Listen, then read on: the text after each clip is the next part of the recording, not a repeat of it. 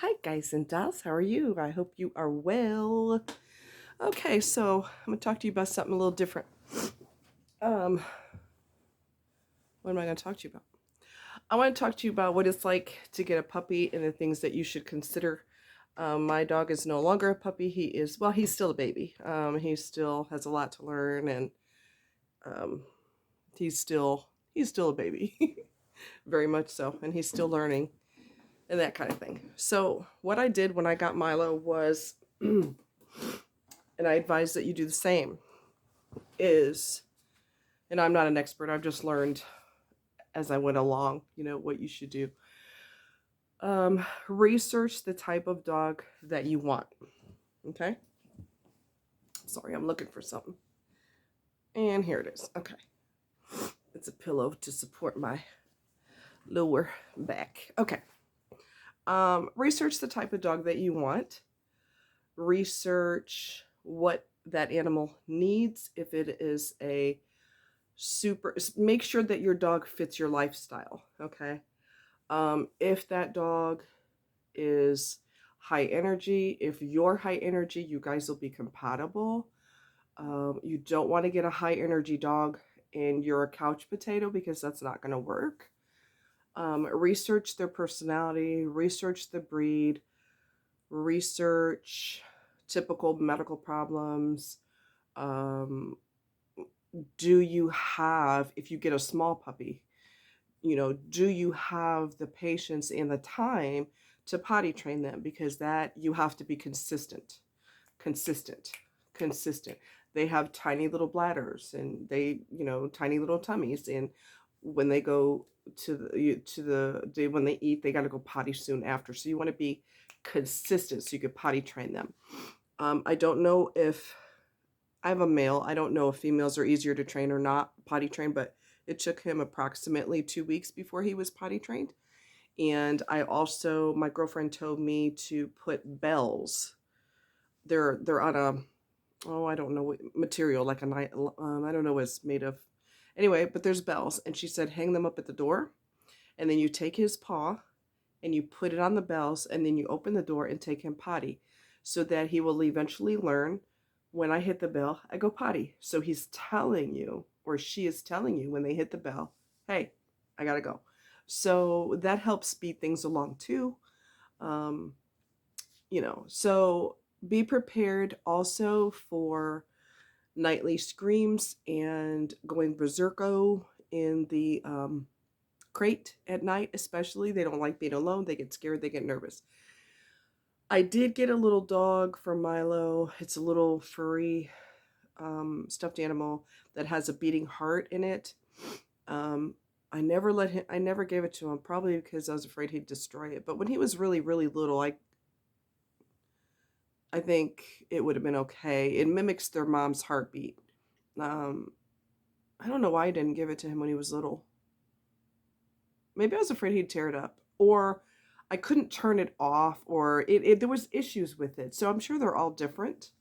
But it was a stuffed dog. You could try it to kind of soothe them when they're in the crate at night. So far as training goes, there's a lot of bad trainers. There's a lot of bad trainers online. Okay. One of the best trainings that I've ever witnessed was, and I watch them to this day, is McCann Dog Training or McCann something.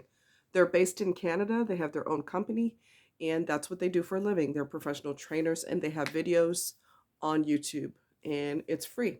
So they give you advice for free. Um, you're going to have to be consistent with all the training. You're going to have to be firm with them. They're going to do the wrong thing, and you want to teach them the right thing. Your voice needs to be authoritative. Okay, that's what I get on my friend about, because he'll say to Milo, okay, Milo. I'm like, that's not authoritative. You have to be firm, and you have to put bass in your voice, and you have to let them know we're not doing that under any circumstances. Um, don't give them the choice whether they want to do the wrong thing or not. You make it clear in your voice that is not going to happen. Do you understand me? Stop. And if you have to get physical with them, you do. And what I mean by that is In the wild, if they want to dominate either the lead, well, when they're young, they're going to be with their parents, right? Some puppies are very sassy and they're very bossy, even though they're babies. And their mom will take them and slam them to the ground as if to say, "You ain't the boss. You heard me?" So she's letting him or her know through no uncertain terms, we ain't doing that. Okay. She will also sometimes grab them by the throat and pin them down. That does not hurt them, it would hurt their feelings. Okay. You have to not think of your puppy as a little human being. Oh my God, I can't do that. That's terrible. He's a baby. No, no, no, no, no. He's an animal. He or she is an animal. Let that go, that you would never do that to your human child. You can't do that to your dog. Yes, you most certainly can, and you better. Because if you don't do what the mother does in the wild, they may tell you to flip off, go screw off somewhere, and I'm not listening. Milo, I researched his breed, and we'll get to that in a minute. I researched his breed. Ossadors are, well, excuse me, Australian Shepherds. He's Australian Shepherd and Lab, so he's an Ossador. So he's a combination of the two. His dad is a black lab, and his mom is 100. She's like tan and off white and different colors like that. Aussie. And so he is both Ossador. He is very, very, very aggressive. He has a mean personality, like a bossy personality. And the trainer, I had a lousy trainer too. But I did learn some things from him. And one of the things I learned was you get them on their back, you get on top of them, and you hold them here and you let them, you just hold them there firmly. When I started doing that with Milo, he would submit like right away, not slowly. He would do it right away. His head would automatically do this, start going backwards in submission. I have to do that to this day, even because there's times that he will test me and he will show his teeth and he will do the little snarly thing. And I'm like, I don't freaking think so. So I will get on top of him or I will grab him by the throat and I will hold him there. Sometimes I've had to apply some pressure. Am I choking him? No. Am I letting him know? That's a warning squeeze. I'm not having it. Okay. You cannot treat them like humans. They are not humans. You have to get that out of your head. They're not a human baby. Okay. You can't do that to your human baby. You will go to, your child will be taken away and you'll go to jail. With an animal, you have to do discipline that they understand. They understand being pinned down. They understand this. They understand a firm tone. They understand you being the leader. They get that. But if you have an aggressive dog like myself, he is always going to try to compete for your to be in control. Usually I don't have problems with him. I do have a muzzle. I have two muzzles. One of them is more professional than the other one. I mean, they both work, but one is more heavy duty. I do have to use that on him when I cut his nails because he's had trauma related to his nails. He has fallen and he's hurt his paws and it was just a disaster. So because of that and because they hate their paws touched anyway, it makes it twice as hard to cut his nails.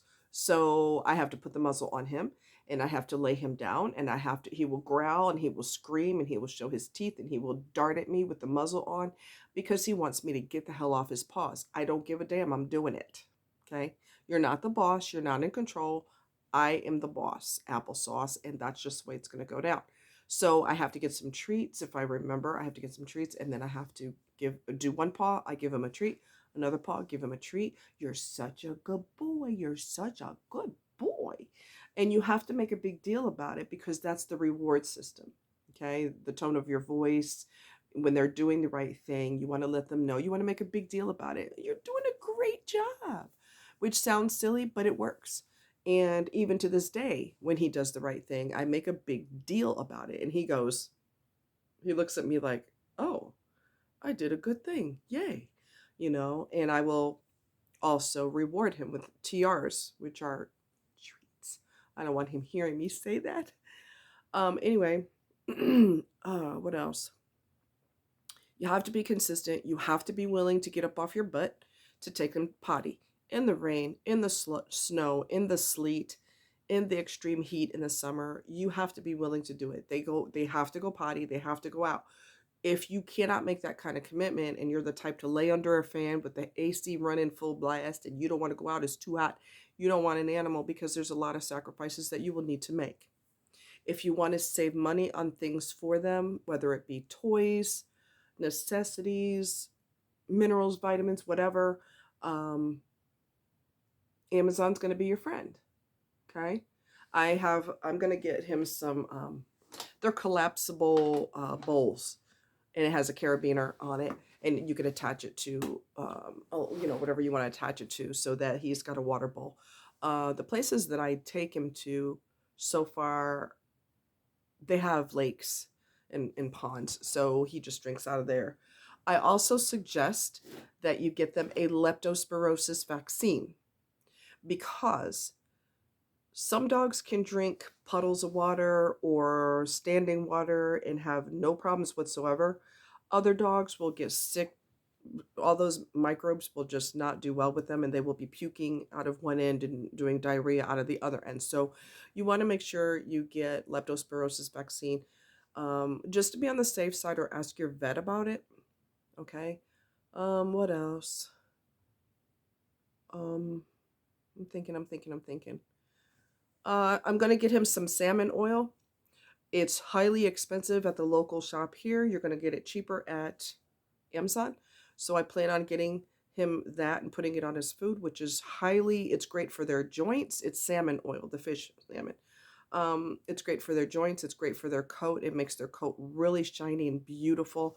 A guy that goes to the dog park sometimes, his dog looks like a show dog. His fur is so beautiful. And I said, "Oh my God, he's gorgeous. What do you give him any supplements?" They said, "Yeah, salmon oil." So I'm going to get him some salmon oil, and it's great for their body. They'll probably love the taste of it, and it's great for their fur. So it's a win-win-win. Take care of their teeth, take care of their bodies. When they're babies or adults, you don't want to bathe them constantly, because you're stripping their natural oils. What I do is I use their wipes that are for dogs, and they deodorize and clean. Sometimes that doesn't cut it. I have to actually put him in the tub and wash his feet because it's too muddy outside, and it's a lot of work. It's a lot of reward. It's a lot of attention and affection that they will give you back. They're funny, they're comical, they're energetic, they do silly, crazy things. It's entertaining, but there is going to be effort, there is going to be work that's required from you. So you have to make sure that this is something you want to sign up for. Um, I do have a high velocity pet blower, because when I did bathe him, or when I do bathe him, it takes a long time for him to dry. And he was terrified at first, but he eventually got used to it. Lots of coaxing on my part. It's okay. It's okay. It's all right. It's okay. It doesn't hurt. It's okay. So he's used to it by now. It's not his favorite thing, but he's getting better about it. Um, Make sure, if you have allergy problems, you want a dog that is let's see, hypoallergenic. There's a guy I talked to the other day. He has a Portuguese water dog, never even heard of that. And he has severe allergies, so he had to get a dog that was hypoallergenic. And he drove long distance to get him. I don't remember what state he went to, but he drove long distance to pick him up. He's cute as a button. Do you want straight hair? Do you want curly hair? Curly hair for the doodles, like Labradoodles, Bernedoodles. Oh, there's other doodles. I can't remember them all. Their fur is high maintenance. Okay. So you need a special brush, and you need to know what tools to keep their fur going. Otherwise, they will get mats. And if you do not brush them, those mats will need to be cut out, because they're really, really almost impossible to get out if you don't stay on top of their fur. Curly dogs like doodles require high maintenance. You have to research what to do to take care of their fur. You need to brush them often, and you need to take care of them often. Um, let's see, with the previous dog that my friend had, it was Smokey. He was a double coat, and he was a Shih Tzu. Oh Lord. Wow. Um, his fur, he had never cut his fur before. And in the summer, it's the equivalent of you wearing two super thick winter fur coats in the summertime. Who the hell wants to feel that? Do not listen to the bullshit that people tell you. Certain breeds, you can't cut their fur. It doesn't grow back. It's terrible. You're ruining their fur. That is a load of cockamamie bullshit. My I talked to my vet about it. This is common misconceptions, especially for ossadors or any type of dog. You can't cut their fur. It's just the worst thing you could do, and that's a load of bullshit. If it's 100 degrees outside, you want them to have a heat stroke instead. You don't, right? So you're going to either take them to the groomers and have them trim them down, depending on where you live. You want them to be trimmed low, depending on where you live. Um, Smokey, we had to put him down. He had cancer. God bless his soul. We love you, baby. But his fur was so freaking thick, super thick, that I had to grab a handful of it and cut it with scissors before I could even groom it with the clippers, the dog clippers, not human clippers, dog clippers. Once I started trimming him, he was tickled to death. He was tickled because when he went to the lake, he could feel that cold water against his skin instead of just sitting on top of his fur, not cooling him off at all. So he hated getting it done, but he loved the aftermath. He just loved it. It's easier to take care of them with fleas and ticks. That's another thing you have to stay on top of. Monthly or however often, you're going to have to invest in flea and tick stuff. You do not want to be lackadaisical about that. Fleas spread diseases, ticks spread diseases like Lyme disease and things like that. Once you get an infestation in your house, it's a nightmare to get rid of. So you make sure that you do not slack on that. The one that I get for him is $12 for 3 months. Armor something, and I got it on Amazon. And I give it to him every month like clockwork. I put a reminder on my phone to remind me when his next dose is due. In fact, he's due another week or something. I don't remember. It's on my phone. Make sure you stay on top of that. Okay. When they're babies in particular, you don't want to bathe them too much because they will get dandruff because their oil glands, their natural oil glands have not formed yet. So when you wash them, they've got dandruff. Okay. Don't wash them too often. Don't. You don't want to wash adults too often either. Okay. Sometimes they are super funky and or dirty, muddy, gritty, grimy. You don't really have a choice. Deodorizing wipes aren't going to cut it, so you have to do what you got to do. But you don't want to make a habit of it unless they're just super stinky. And with deodorizing wipes, they don't get stinky like that. They just don't. At least Milo doesn't. I also, you'll find it on Amazon. I don't have it in front of me, but I have a cup that has an insert that you fold it and you put it inside. You put the insert inside the cup and you put the lid on, and it's got these little fingers inside of it, and you put water in it, and I wash his paws with it. Put his paw in, dip his paw in and out, or twist the cup like this. It's like a mini washing machine for their paws. Works well. I got it on Amazon. I don't know what it's called, but you will see a cup for, I don't know paw cleaner for dogs or whatever. You'll see it. And you can wash the cup out. You can wash the insert out because it comes right out. Like I said, it's got these fringy things on there, and you put the water and it kind of gets the mud off of there and all that good stuff. What else? You have to be consistent with tell your family members, this is what we're doing. If you're training your dog not to jump on people, which I'm still working on him because he don't listen all the time, make sure all the family members are on the same page. If you're discouraging jumping, do not allow other people in the family to let the dog jump because those are mixed messages. I know one lady online that got rid of her dog because nobody in the family would back her up with what she was trying to teach the dog. And she said, I'm fed up. We're rehoming him. I'm done. No one's listening to me. I'm done. So be careful who you get a pet from. What? Be careful who you get a pet from. I told you guys before, the people who had Milo were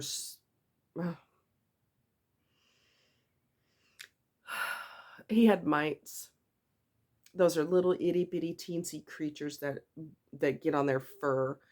It's nasty. They're not. I don't think they're like a lice, but they're just gross. It took me a month to get rid of all of them because every treatment we did didn't work, and I had no clue what was going on with him. I just knew he had a serious itching problem. Took him to the vet. The vet said I can't find anything on him. He's too clean because I had bathed the hell out of him and used every potion, powder, and cream you could think of. He said he's too clean. I can't find anything on him, but I'm almost sure he's got mites. So he took a little razor and he just scraped his ear a teeny bit, and he screamed like he was being murdered because he's extremely verbal and always has been verbal. All right, I need to hop off here. Let me see what is going on here. Anyway, I gotta go soon. But let me see what else. Make sure that, like I said, make sure the dog has the personality and desires that are complementary to you. If the dog is high energy and loves to run and loves to hike and all that, that's perfect for you if that's what you do. If the dog is more of a super chill and you're super chill, that works out for you too. Let's see what else. I'm still teaching Milo. It was so cute. I taught him earlier. He was barking real loud, and I said inside voice, and I had to show him. I said inside voice, "Hurf," like that, "Hurf." And so he went, "Hurf." And so I said, good job, good job. You have to make a big deal about it. They want to make you happy. They do. And so make a big deal when they do the right thing. Give them TRs, treats. Give them rewards when they do the right thing. You will be teaching and teaching and teaching and teaching. It's like having a kid, similar to having a kid. Huge responsibility.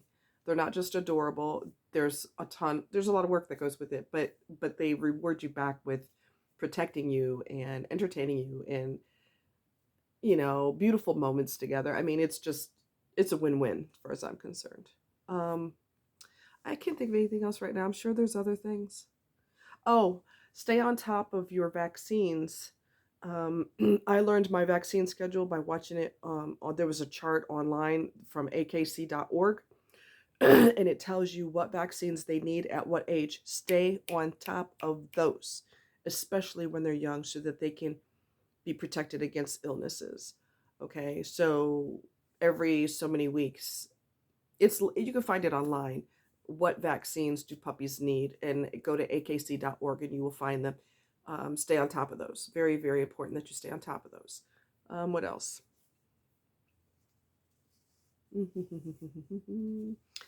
Make sure you get treats that is comparable with your dog, because my dog is an aggressive chewer, so little fluffy things, he will destroy them in 20 minutes, okay? So he's an aggressive chewer, so he needs toys that are very difficult to destroy. And it's really hard to find toys that he can't destroy because he's an aggressive chewer. Let's see. Puzzles are good. I have a puzzle for him. Probably get some more puzzles, I'm not sure. Teaches them mental exercises, wear them out as much as physical, if not more. So you don't always have to have them climb Mount Everest every day. Okay, I'm being funny. But mental exercises work too. So if you have games and you play with them and you sit on the floor with them and you do this with them, and you do that with them, and you do puzzles with them, and you teach them things, you have these teaching sessions, that gets them mentally tired too. Let's see what else. That's all I can think of right now. You're going to have decent leashes. Milo is probably 84 pounds by now. He's stronger than I am. So when I put a harness on him, I have more control over him pulling me. We have to work on the pulling. He's really bad about that. But I can control him with a harness that wraps around his neck and his body, and it doesn't strain his throat. So when they have a collar and a leash, it's constantly yanking on their neck. A harness is a lot more healthy because it pulls their body without straining their throat. So he got his online. I think it's called Phoebet, Phoebet, I think is what harness he has. I love it. I absolutely love it. I can't think of anything else right now. I'm sure if there's some other really important things that I need to tell you. Make sure you stay on top of the vaccines. In addition to, make sure that you get them a rabies vaccine. Depending on where you live, they may require it. And depending on the city that you live in, they may require a licensure if you have a pet. I think my license costs $5. It's just a little piece of paper. You know, what's the pet's name? What is their sex? What breed are they? How old are they? You know, and you pay your little $5. They give you a little piece of paper. Boom, you're done. And a little metal thing with their name on it, and or in verifying that they had the rabies vaccination. Very important. Yeah, so McCann dog training, they're exceptional. They're not, you know, Billy Joe's training. They're very, very, very good. They're professionals. So you can't be steered wrong if you take advice from them so far as training goes. Okay? I can't think of nothing else. I'm sure I will. If I do, I'll do a part two. I'll make this a part one and then I'll do a part two. But I can't think of anything right at the moment. All right? You guys take care. Much love. Bye.